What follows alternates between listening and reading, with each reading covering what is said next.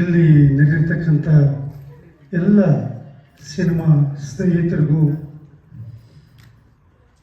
ನನ್ನ ಆಶೀರ್ವಾದಗಳು ಅಂತ ಹೇಳ್ತೀನಿ. ಕಾರಣ ನಾನು ಹಿರಿಯ ಅಂತ ಕರೆದಿರಲಿ, ಖಂಡಿತ ನಾನು ಕನ್ನಡ ಚಿತ್ರರಂಗಕ್ಕೆ ಬಂದು 40 ವರ್ಷಗಳಾಯಿತು.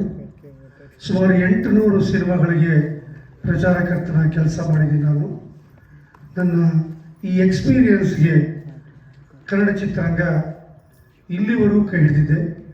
ಈಗಲೂ 38 ಚಿತ್ರಗಳ ಪ್ರಚಾರಕರ್ತನಾಗಿ ಕೆಲಸ ಮಾಡ್ತಾ ಇರೋದು ಆ ದೇವರು ಕೊಟ್ಟಂಥ ವರ ಅಂತ ನಾನು ಹೇಳಲಿಕ್ಕೆ ಇಷ್ಟಪಡ್ತೀನಿ.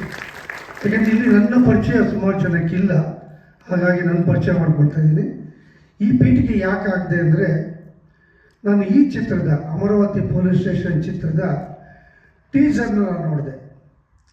ನನಗೆ ಎಷ್ಟು ಕಾನ್ಫಿಡೆನ್ಸ್ ಬಂತು ಅಂತಂದರೆ, ಡೈರೆಕ್ಟ್ರನ್ನ ಕರೆದೆ, ದಯವಿಟ್ಟು ಮನೆಗೆ ಬನ್ನಿ ಒಂದ್ಸತಿ ಅಂತ ಕರೆದು ಹೇಳಿದೆ, ನೋಡಪ್ಪ ನಾನು ಇಷ್ಟು ಚಿತ್ರಗಳು ಕೆಲಸ ಮಾಡಿದ್ದೀನಿ, ನಮ್ಗೆ ಆ ಚಿತ್ರದ ಕೆಲವೊಂದು ತುಣುಕುಗಳು ಅಥವಾ ಒಂದು ಟ್ರೈಲರು, ಒಂದು ಸಾಂಗು, ಒಂದು ಟೀಸರು, ಮೇಕಿಂಗು ಏನೋ ನೋಡಿದಾಗ ಅದರ ಕ್ವಾಲಿಟಿ ಎಷ್ಟು ಮಟ್ಟಿಗಿರುತ್ತೆ, ಔಟ್ಪುಟ್ ಹೆಂಗೆ ಬರುತ್ತೆ ಅನ್ನೋದು ನಮಗೆ 75% ಗೊತ್ತಾಗೋಗುತ್ತೆ.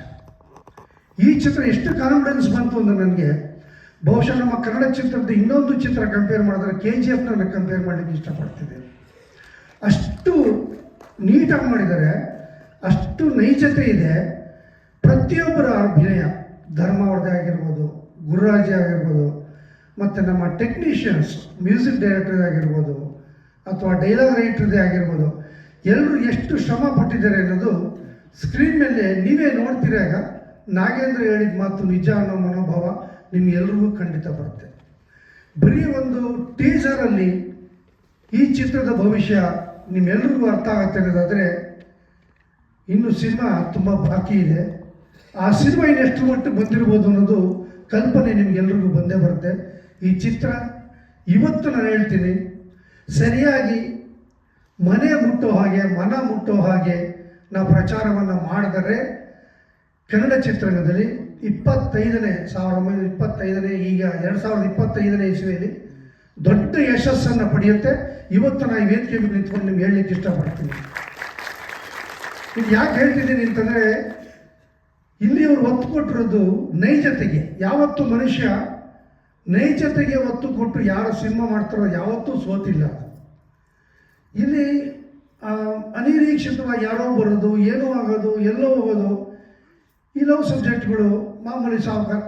ನಾನು ಹೇಳ್ತಾ ಇರೋದು, ಒಂದು ವಿಚಾರವನ್ನು ತಗೊಂಡಾಗ ಇದು ಎಲ್ಲೋ ನೋಡಿದ್ದೀನಿ ಅನ್ನೋ ಮನೋಭಾವ ಬರ್ಬೋದು, ಭಾಳ ವಿಶೇಷವಾಗಿದೆ ಅನ್ನೋ ಮನೋಭಾವ ಬರಬೇಕು.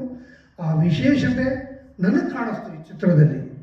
ಹಾಗಾಗಿ ನನಗಂತೂ ತುಂಬ ಖುಷಿಯಾಗಿದೆ. ನೀವು ಈಗ ನೋಡ್ತೀರಾ, ಚಪ್ಪಾಳೆ 1-2 ಸತಿ ತಟ್ಟಿ ಅಂತ ಹೇಳ್ತಾ, ಸೊ ನಾನು ಟೀಸರ್ ಲಾಂಚ್ ಮಾಡ್ತಾ ಇದ್ದೀನಿ. Amaravati police station teaser launch. All the best.